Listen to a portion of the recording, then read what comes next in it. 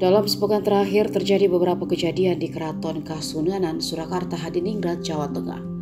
Terbaru konflik antara keluarga bangsawan Keraton Solo terjadi pada Jumat 23 Desember malam. Kerusuhan itu mengakibatkan 4 orang luka-luka, melibatkan kubu Sasono Putra yang mengatasnamakan Raja Keraton Solo, Pakubuwono ke-8 Hangabehi, dan Lembaga Dewan Adat. Bila dirunut lebih jauh, konflik di Keraton Solo berawal setelah meninggalnya Pakubuwono ke-7 pada 12 Juni 2004 atau sekitar 18 tahun yang lalu.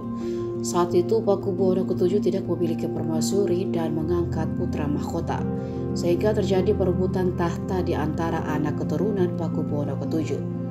Dua kubu saling klaim sebagai pewaris tahta dan mendeklarasikan diri sebagai Raja Keraton Solo. Kubu tersebut adalah Hangabehi, putra tertua dari selir ketiga Pakubuwono VII, mendeklarasikan diri sebagai raja pada 31 Agustus 2004. Sementara putra Pakubuwono VII dari selir yang berbeda, Tejo Wulan, kemudian mendeklarasikan diri sebagai raja pada 9 November 2004. Pada 2012, Wali Kota Solo saat itu Joko Widodo dan anggota DPR Muriati Sudibyo mendamaikan dua kubu anak raja tersebut di Jakarta. Hasilnya Hangabehi dan Tejo Wulan sepakat berdamai dan menandatangani akta rekonsiliasi.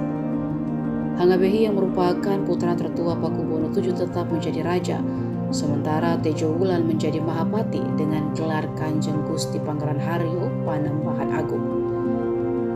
Meski begitu, sejumlah keturunan Pakubuwono VII menolak rekonsiliasi dan mendirikan Lembaga Dewan Adat Keraton.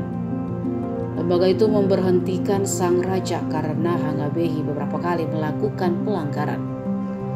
Lembaga Dewan Adat juga melarang raja dan pendukungnya memasuki keraton.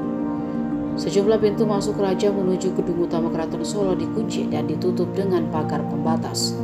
Akibatnya Pakubuwono 8 yang sudah bersatu dengan Tejo Wulan tak bisa bertahta di Sasana Sewaka Keraton Solo.